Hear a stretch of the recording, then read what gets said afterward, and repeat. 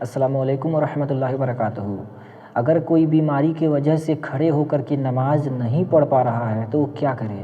ان کے لیے حکم کیا ہے؟ چاہے اتنا ضعیف ہو گئے ہیں کہ ان کے جسم میں طاقت و قوت ہی نہیں ہے، یا پھر کوئی بیماری ہے، یا پھر پیر میں چوٹ لگی ہے، کوئی بھی سمسیا ہے، کوئی بھی پریشانی ہے، کھڑے ہو کر کے نماز نہیں پڑھ پا رہے ہیں، چاہے مرد ہوں یا عورت، تو ان کے لیے کیا حکم ہے؟ کھڑے ہو کر کے نماز نہیں پڑھ پا رہے ہیں تو کیا کریں؟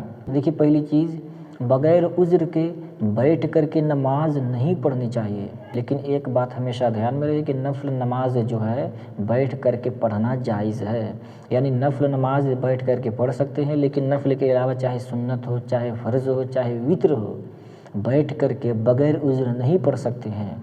اب مان لیجیے کوئی شخص ایسا ہے کہ اتنا ضعیف ہو گیا ہے، جسم میں طاقت و قوت ہی نہیں ہے کھڑے ہو کر نماز پڑھنے کی، تو وہ بیٹھ کر کے پڑھ سکتا ہے، لیکن اب ایسے نہیں پڑھ سکتا ہے۔ اگر جسم میں تھوڑا بہت طاقت و قوت ہے کہ کھڑے ہو کر کے نیت کر سکتا ہے، جیسے کھڑے ہو کر کے صرف اللہ اکبر کہہ کر کے نیت باندھ سکتا ہے، اتنا ہی اس کے بعد طاقت ہے، تو ان کے لیے حکم یہ ہے کہ کھڑے ہو کر کے صرف اتنا ہی کہے، اتنا کام کرے، اس کے بعد بیٹھ کر کے پوری نماز جو ہے اس کو پورا کرے۔ جیسے اللہ اکبر کہہ کے نیت کو باندھ لے، اس کے بعد بیٹھ جائے، اس کے بعد پوری نمازیں بیٹھ کر کے پڑھے۔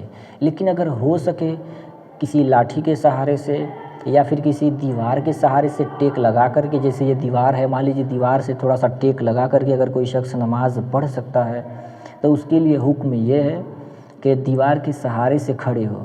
جیسے دیوار کے بغل میں کھڑے ہو جائے گا، تھوڑا سا ٹیک لگا لے گا، نیت باندھ کے قرات کیا، اس کے بعد رکوع سجدہ، اس طریقے سے جو ہے کرے۔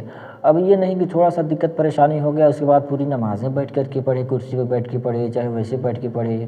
یہ کچھ لوگ ہوتے ہیں کہ تھوڑے بہت پریشانی آتی ہے تو بیٹھ کر کے پوری نماز کو پڑھتے ہیں۔